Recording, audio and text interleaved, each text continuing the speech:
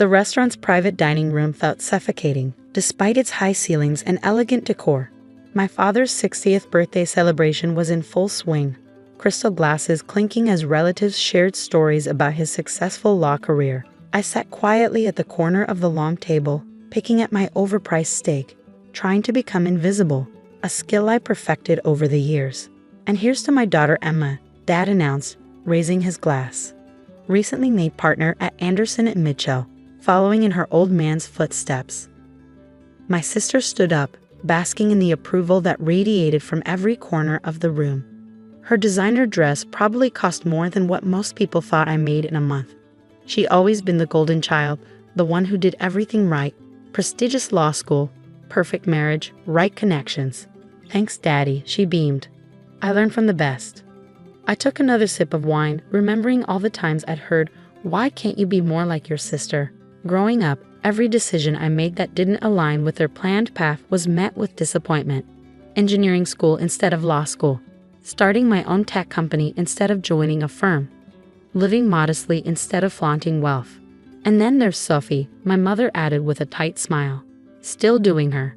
What do you call it, dear?" "Computer thing." "Artificial intelligence development," I corrected quietly. "My company specializes in AI solutions for." Yes, Dad waved his hand dismissively. "Playing with computers." At least one of my children understood the value of a real career. The familiar sting of his words burned, but I forced myself to maintain a neutral expression. If only they knew that my computer thing had revolutionized multiple industries. That the modest office they mocked as a hobby shop was just a front for my real operations. "Did you hear about Emma's new house in the Hamptons?" Mom gushed to anyone who would listen. 5 bedrooms, private beach access.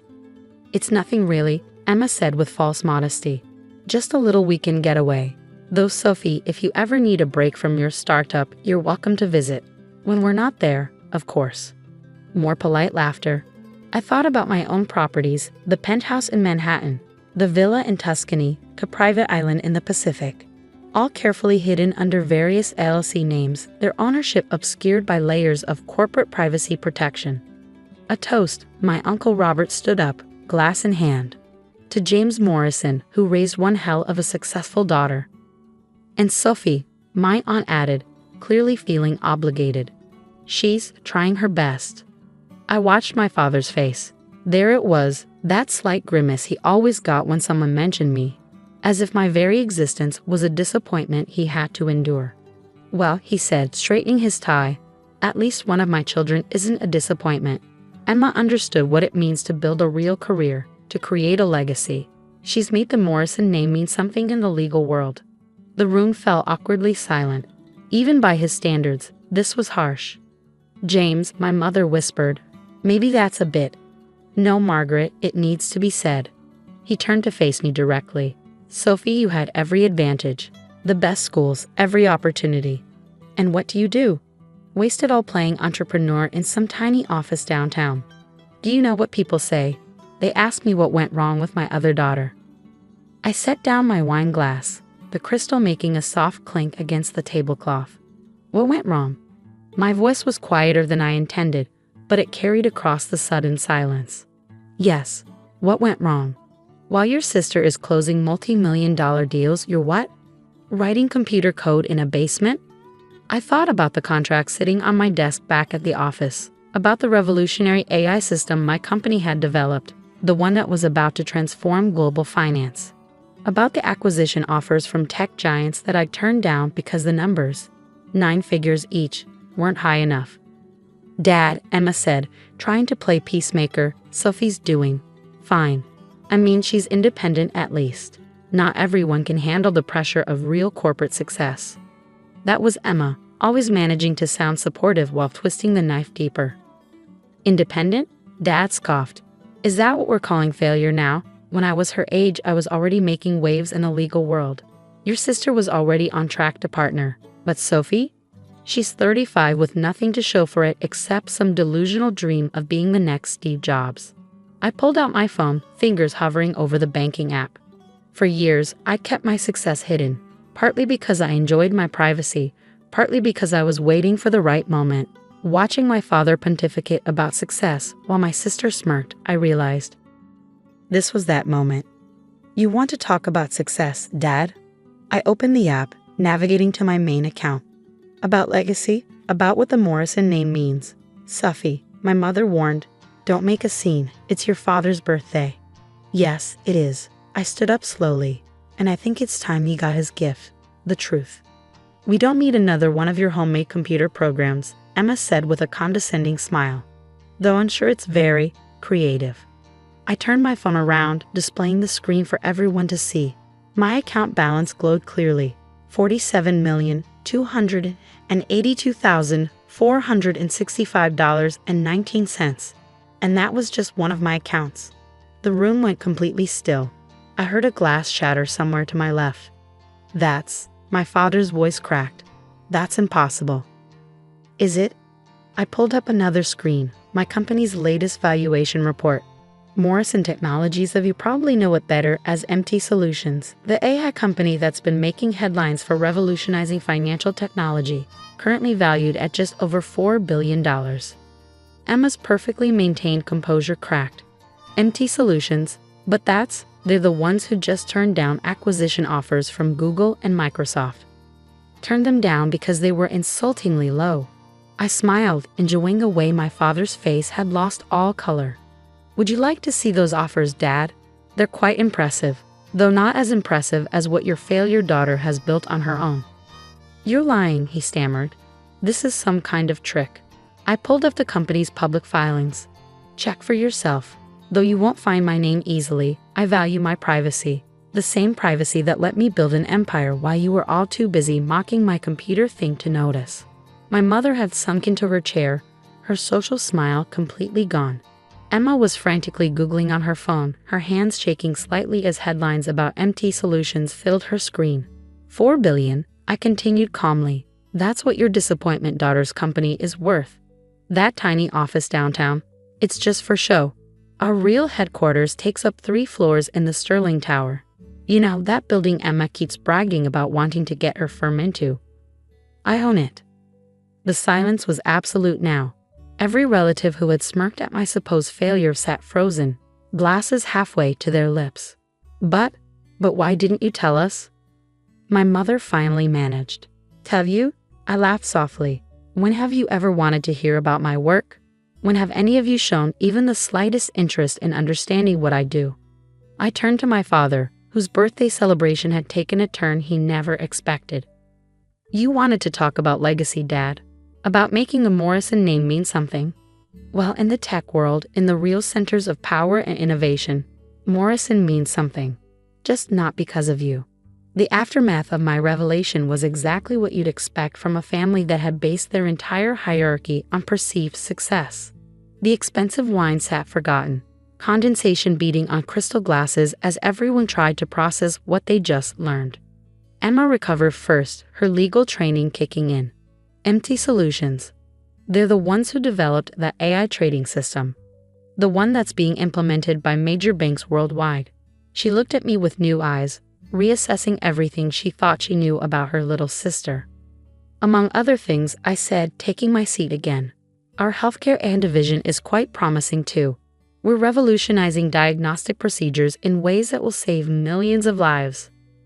But my father was still struggling to form complete sentences. The Sterling Tower. That's a $300 million property. Was a $300 million property, I corrected. Worth considerably more now after the renovations.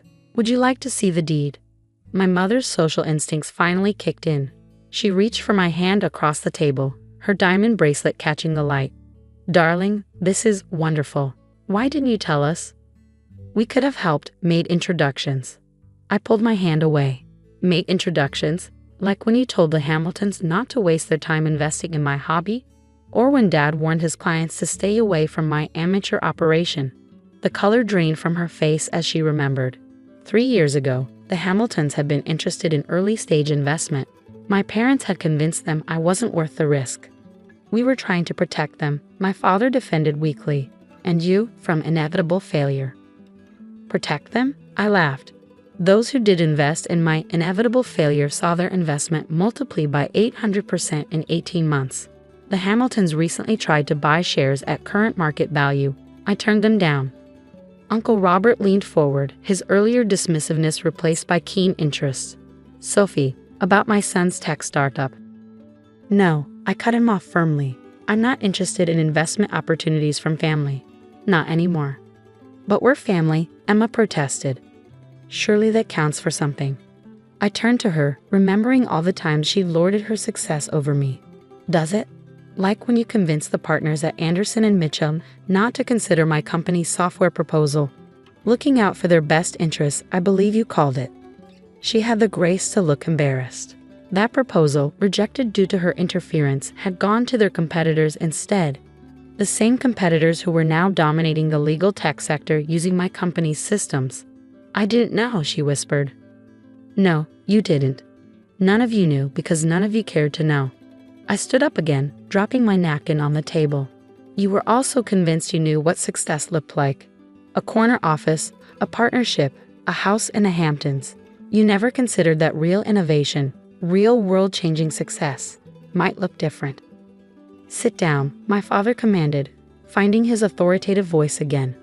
We need to discuss this as a family. Your company, these opportunities. Opportunities? I raised an eyebrow. You mean now that you know I'm worth billions, suddenly my computer thing is worth discussing? Don't be difficult, Sophie, my mother pleaded. Your father's just trying to understand. We all are. It's a lot to take in. I looked around the table at my assembled family, aunts, uncles, cousins, all who had spent years pitying poor Sophie while praising Emma's conventional success. Now they stared at me with naked calculation in their eyes, mentally revising every interaction we ever had. You know what the funny thing is? I said, picking up my purse. I used to dream about this moment, about showing you all what I built, proving you wrong. But standing here now, I realize something. Your approval stopped mattering a long time ago. Sophie, please. Emma stood up. Let's talk about this. Maybe there are synergies between our firms. Synergies? I couldn't help but laugh. You mean now that you know who I am, you want to explore business opportunities? What happened to my amateur operation? My father pushed his chair back abruptly. Enough. I won't have you ruining my birthday with this spectacle. If you've built something successful, good for you. But your attitude. My attitude. I cut him off, my voice sharp.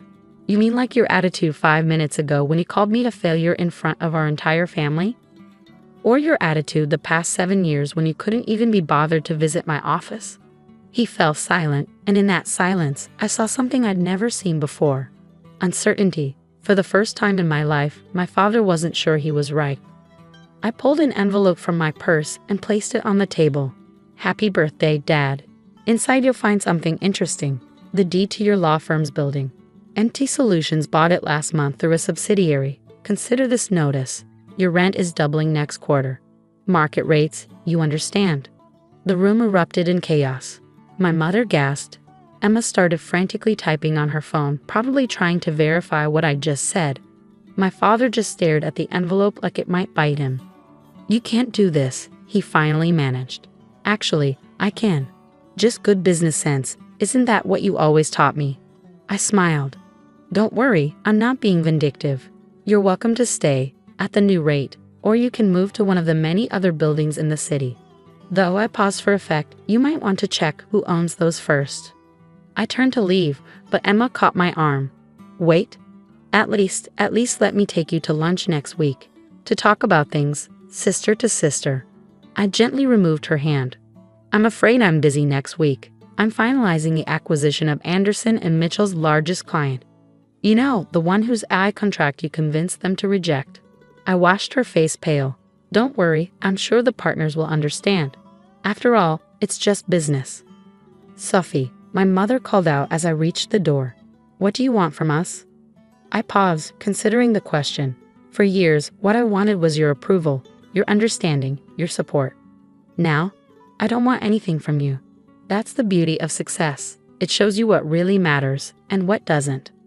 As I walked out of the private dining room, I heard the chaos erupting behind me. My phone started buzzing immediately. First Emma, then my mother. Then a stream of messages from relatives who suddenly remembered my existence. I stepped into my waiting car, nodding to James, my driver. "The office, please. Everything okay, Ms. Morrison?" he asked, noting my expression in the rearview mirror. "Better than okay," I replied, watching the restaurant disappear behind us. Just finished giving my father his birthday gift, the truth. Back at my real office, the top floor of Sterling Tower with its sweeping city views. I sat at my desk and finally looked at the messages flooding my phone. "Mom, please call us. We need to talk about this as a family." "Emma, this is crazy. Let me explain about Anderson and Mitchell." "Dad, your behavior tonight was unacceptable. Call me immediately." "Uncle Robert, about that startup investment." I deleted them all and opened my email, where my team had sent the latest acquisition reports. MT Solutions was about to announce another technological breakthrough, one that would reshape the industry yet again. My net worth would likely double by year's end. A knock at my door interrupted my thoughts. My assistant Sarah entered with a concerned look. "Your sister Emma is in the lobby. Says she won't leave until you see her." I glanced at the security feed on my computer. There she was, still in her designer dress from dinner, looking decidedly less polished now. "Tell her my schedule is full," I said, turning back to my work. "But she's welcome to make an appointment, through proper channels, of course." Sarah nodded and left. On my screen, I watched Emma receive the message, saw her face contour in frustration before she finally left. Looking out over the city skyline, I thought about success and failure, about approval and validation. For years, I'd let their narrow definition of success make me feel small. Now I realized, true success isn't about proving others wrong. It's about proving yourself right. I opened my phone one last time and sent a single group text to my family. "Thank you for teaching me that failure is in the eye of the beholder. Rest assured, your rent increase is nothing personal, just good business sense, like you always taught me. By the way, Emma, your firm's biggest client, sends their regards. They're very excited about implementing MT Solutions' new legal AI platform through your competitors." Then I turned off my phone, picked up the latest project proposal, and got back to work. After all, empires aren't built by waiting for family approval. They're built by those willing to be underestimated. And I had been underestimated for the very last time.